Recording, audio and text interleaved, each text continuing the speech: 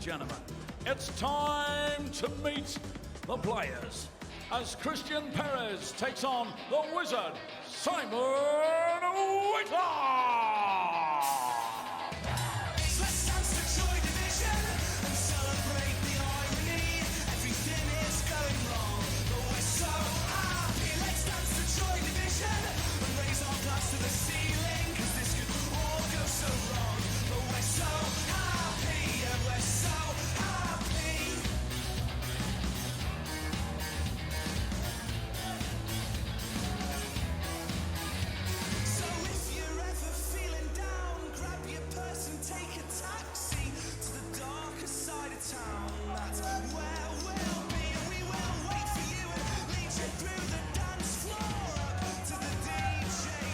Right then, to Group B then, and a match where Simon Whitlock can book his spot in the knockouts. A big win, a win by a big margin here over the Asian champion Christian Perez will send him through.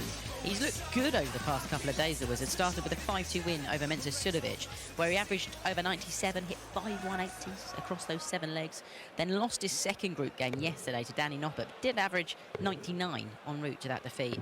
You imagine if he's close to that performance here, he might be all right. Perez came agonisingly close to pulling off one of the upsets of the tournament on day one, but he missed a match start in a deciding leg against Danny Noppert, then followed that up with a 5-2 defeat against Sulovic, where he missed 9 of his 11 attempts at doubles and averaged 82. So then, can Whitlock book his place in the last 16? Let's find out in the company of Corin Hammond and Mark Webster. Yeah, thank you, Emma. And some of the groups are pretty clean cut tonight. We've got a couple of shootouts later on in the night. This one is very complicated because all 4 players can still qualify. Emma mentioned there a big victory for Simon Whitlock. It's a victory of 5-2 would guarantee him progress. Christian Perez with a 5-3 victory would put himself in the mix, but it's all dependent on the Noppert and Sulovic game which follows this. But for Simon Whitlock, he knows what he's got to do, but you've got to approach the game just to win. I feel, like Emma said, impressive against Menzo Sulovic in the opening match of this year's Grand Slam. Was well beaten by Danny Noppert, but it was an inspired Danny Noppert. A tournament average of over 98 for Simon Whitlock is very impressive, and now Christian Perez represents a different challenge. He's been an awkward opponent for both Noppert and Sulovic, and will prove that here for Simon Whitlock. I'd say I'm joined by Corin Hammond. You know Simon Whitlock well. Will he know what he's got to do here, or is he just, I want to win the game and see if it's enough? I think it's actually a bit of both. He will definitely be, I want to win the game, but I think he also knows what he needs to do to get himself through. But Perez is a bit of an unknown quantity though, because he had a really good match against Noppert, then wasn't as good against Sulovic, and you just don't know what he's going to do here. Yeah, he's a tricky opponent, isn't he? Because like you said, a bit of a mixed bag in his first 2 games, but there has been moments for Christian Perez. Had a match start to beat Danny Noppert. That really would have turned the group on his head, but Simon Whitlock's just got to stay focused here, and I know we all say, just get the job done, win. But as a player, you want to know what you've got to do, Corin, don't you, when permutations are involved. And Whitlock, Key has won the ball, so one breaker throw would, obviously in holding, would get him that 5-2 victory, but he's made a real slow start here. Yeah, and I think that also goes to talking about Perez being that unknown quantity, and it's because he doesn't play frequently with all of these players, so they don't really know what it is that he can do or what he's capable of. It's better from Simon Whitlock. Christian Perez, who we first saw on our screens in 2010 at the World Championship, and since then he's made a couple more appearances. He's played in the World Cup on 3 occasions as well, but maybe this'll his appetite to play a bit more steel tip and get himself over here. The go at Q School, who knows? But like I said, he could get in the last 16 of the Grand Slam. It'd be a big turnaround, and if he did win here, he'd obviously need Danny Noppert to beat Menzo Sulovic as well, but first and foremost, so many different combinations, Mark. Anything can happen. I think that's one of the beauties of this event, really, and having it being the round robin event, there's so much relying on other people's results as well. Yeah, well, we both know, Corin, winning in darts is a high pressure situation, is hard enough, but when you've got to win by a certain scoreline, particularly makes the early parts really important. You want to get out the gates, get yourself something to work with, and Perez has started brightly here. Chance for a potential 14-dart leg.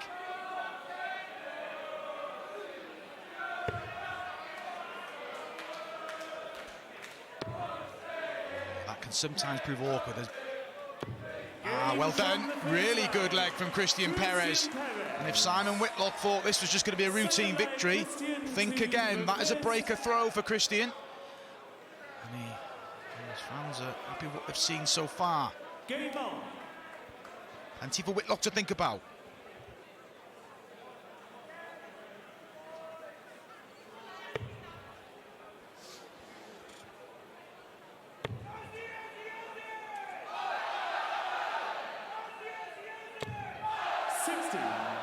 Well, you can hear the crowds getting behind Simon now as well with the Aussie, Aussie, Aussie chant. He just hasn't started here, Simon Whitlock, as he looks edgy. He's defending a bit of prize money from a few years ago as well, a semi-finalist. He's actually the only semi-finalist from 2 years ago that's qualified. The other three, Dimitri van den Berg, Jose de Souza went on and won the title, James Wade, all not here. So they're dropping some prize money, and Simon Whitlock will be conscious of that. We were talking earlier, he's just dropped out the top 32 because of it, hasn't he? Yeah, absolutely, and I was going to say that would be playing heavily on his mind, because let's be realistic, this event has a really high importance on his career and where he's going to stand within the rankings. He's now trying to get back into that 32 by defending his place in the 2020 event. Yeah, and he is, though, one of the masters at stopping a slide. Just when you think Simon Whitlock is winding down, we thought that 2 years ago, he got in the Grand Prix, got to the semi-finals, semi-final of the Grand Slam, he had a good run at the match play, and he needs something like that again, and it might be here where it inspires him just to kick himself back into action, because he's got the ability. There it is, first match, Simon Whitlock. I will say he does have a never give up attitude, and he 100% fully believes that he still has what it takes to win major events. He does, he really believes in himself, and always craving perfection, fiddling with stems, flights, points, barrels, springs on the stems. Simon Whitlock will try anything, and he needs to get himself back in this match here. 48. Christian, you require 121.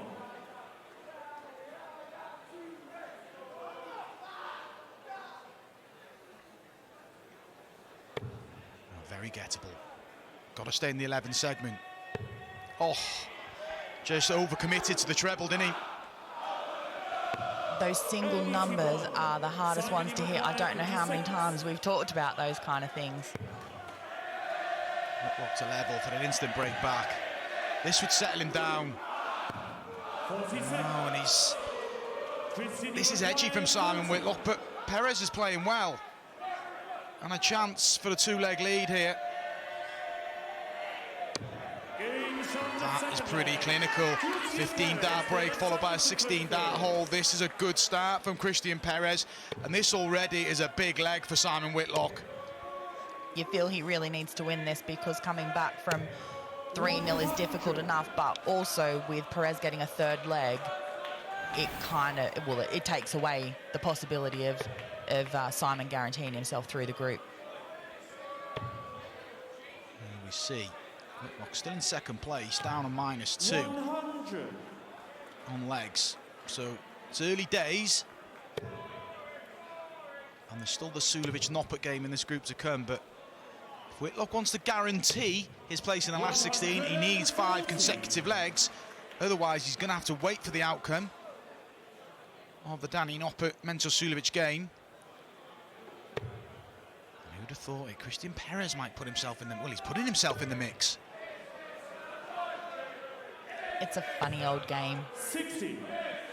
Well, if we're both being honest, Colin, we probably thought we've been talking about Simon Whitlock, Danny Noppert-Mensur Suljovic in the back room, and we haven't, even though we knew Christian Perez had a chance, we haven't really thought it'd be realistic. And he's made a good start here, but Simon Whitlock with his second match signs he's starting to settle.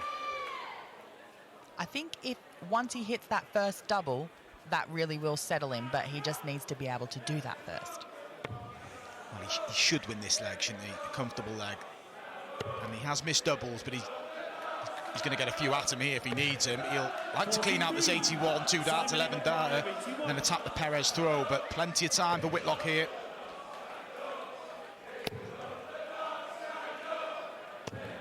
41. It's okay. 41 leaves the tops. And Perez way back in this leg. And Whitlock should get a foothold in this tie. 98. Simon, you've acquired 40. Games from the third leg. Really good from Whitlock. Simon Whitlock. And that's just what he needed. Fourth leg, Christian Because to panic would have set in if Perez had got another break there, but Whitlock now on the board, and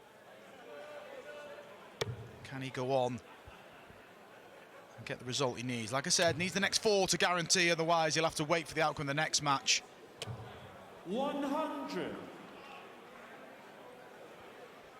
Whitlock booked his place in the Grand Slam by winning the World Cup with Damon Heta, and I'm sure he's been asked many a time, Corin, but what sort of impact has that made back home in Australia?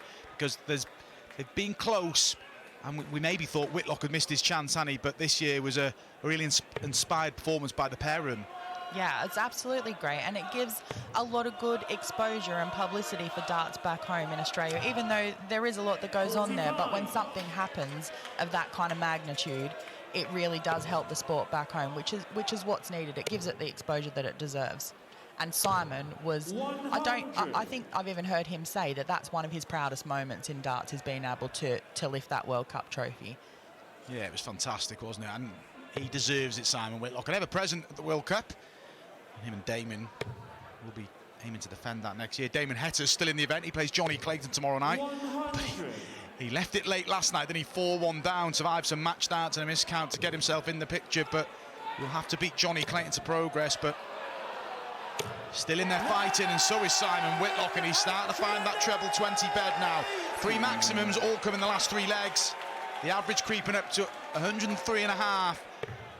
It's good from Simon, a second consecutive leg that he's on 81 after 9 darts. 55. Well, he's going to have a few darts off this 81 if he needs them, with Perez back there in the 200s. Double 16. 49. Lucky.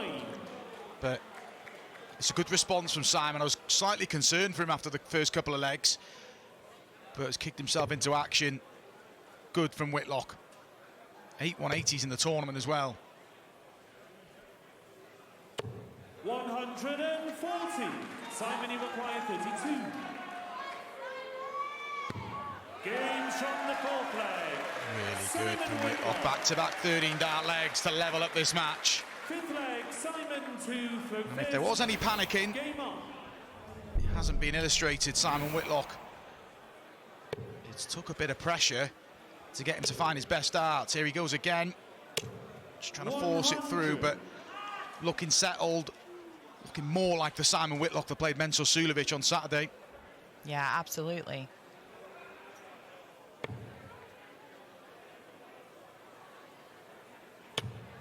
I've not really taken notice as to whether he's still limping a lot with his heel injury that he's got, because he has talked about that quite openly as well.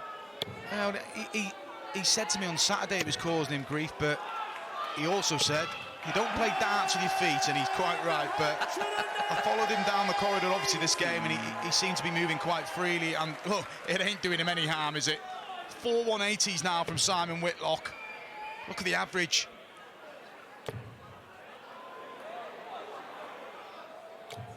$140.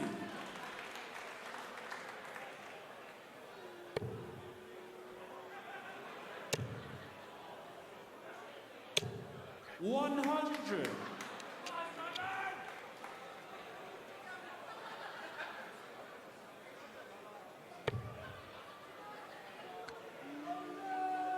Christian Perez looking to stack up on top. 60. Simon, you require 121. Just having a little look at the Perez throw, and the follow through his hand does all sorts, doesn't it? But it's been effective in this match. 65. Again, though, Corin, after 9 darts in the previous 2 legs, he was on 81. He's at 12 darts, 56. This is a good passage of play from Simon Whitlock. Yeah, I think if he's able to put this leg away, he's going to be feeling a lot more comfortable and confident to be able to take out the match from here in. Clinical from Simon, and he really enjoyed that leg, didn't he? From going 2-0 down, 40 darts later, Simon Whitlock's 3-2 up. 50% on the doubles.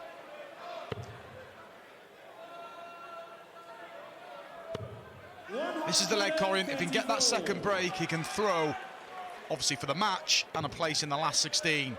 And if he's to come runner-up in this group, it'll be Raymond van Barneveld in the next round. 16. If he can get top, it's the winner of Gedwin Price or Dave Chisnell. Wow, both tough matches though, aren't they? But I don't really think you're going to find many easy matches in the last 16. No, definitely not. But get yourself there, you're in with a chance. You kind of divide this into two separate competitions. Get yourself through the group, and then the players really settle into that format. Slightly longer, first to 10 in the round of 16, and it really increases. First to 16 throughout then. 86. Perez has started off great in this leg. He really is quite good on his own throw, very strong.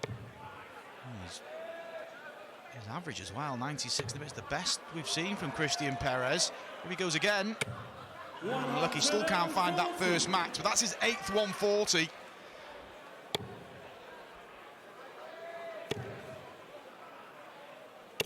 $135. Christian, you require 87. Looks like we're going to go level. 6 darts to this for Christian Perez. A sensible play. 55. Good set up play. Sometimes the players with the soft tip background will just go for the ball, but he's done the right thing there. Simon Whitlock back on 220, so we should be going 3 apiece.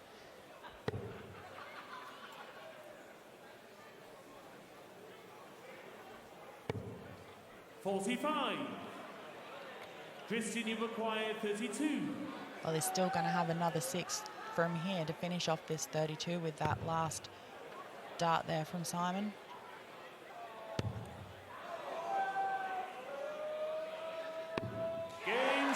Gets it. Good leg from Perez. Just reminding Simon Whitlock he's not done yet. This is a really good match. Identical finishing stats. 4 points in the averages. We see, you don't get a great deal from Christian Perez in terms of emotion, but this is as settled we've seen him.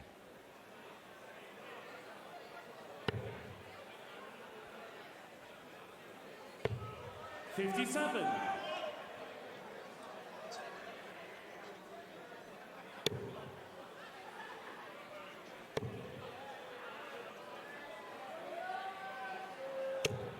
$55.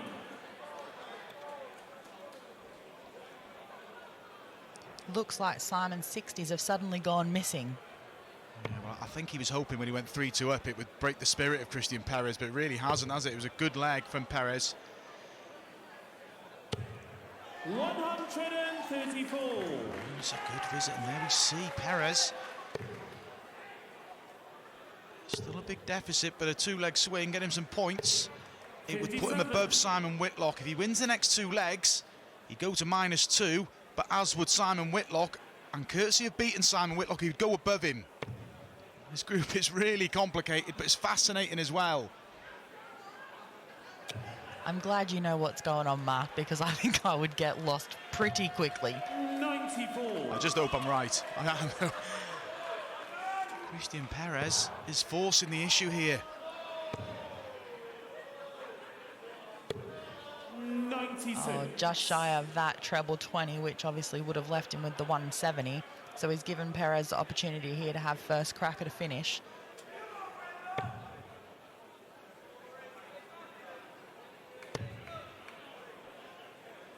Could do with a treble, though.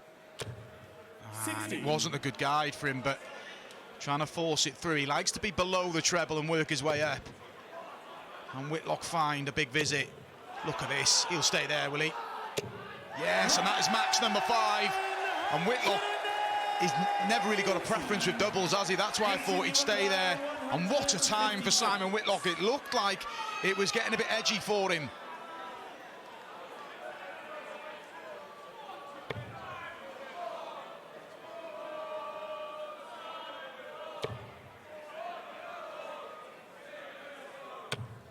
60. Back-to-back 60s. Whitlock's hit the front again. Double 15 straight for him. And there it is, brilliant. 210 in 4 darts. Simon Whitlock one away.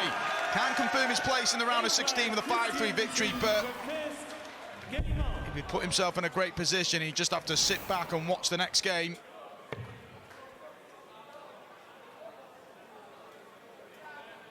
He'd probably find that a lot more edgy sitting back to watch the next game than what he's feeling right now with this one. I've had it before. It's awful. You're just sitting around and I think I was in a group with James Wade, and there we see. Look how it can change. It was looking pretty sketchy for Simon Whitlock a couple of minutes ago, wasn't it? But yeah, did I hear you saying earlier, Mark, that you were actually in a 9-dart shootout? I've done it all here, Corin. I've been in 2 of them. I've won 1, lost 1. I've gone through with 1 win, gone out with 2 wins. Yeah, the 9-dart playoff. Really, we don't tend to see them now because it's got to be sort of tied on averages and everything, but 5 in total in the Grand Slam. Chance of seeing one, a very slim. And Simon Whitlock, maximum number 6, 11 for the tournament, and is on his way to victory here after he's had a bit of a scare. Got to finish the job still, but he put himself in a great position.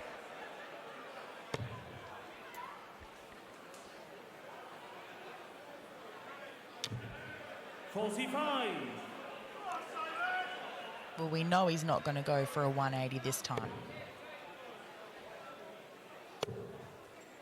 Actually, he probably really wants to hit a treble. 22. Oh, look at that. Yeah, a 2 treble shot from Perez here could potentially put him first to a finish. Yeah, it would be a big ask, yeah, but I think a 140 is not going to worry Simon Whitlock too much, is it?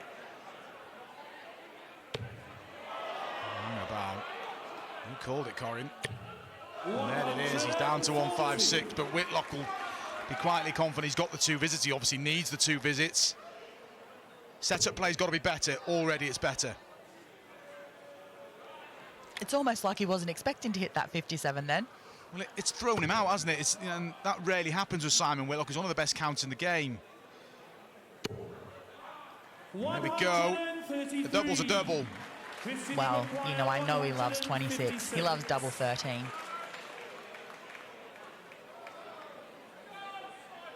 Christian Perez to keep himself in the match.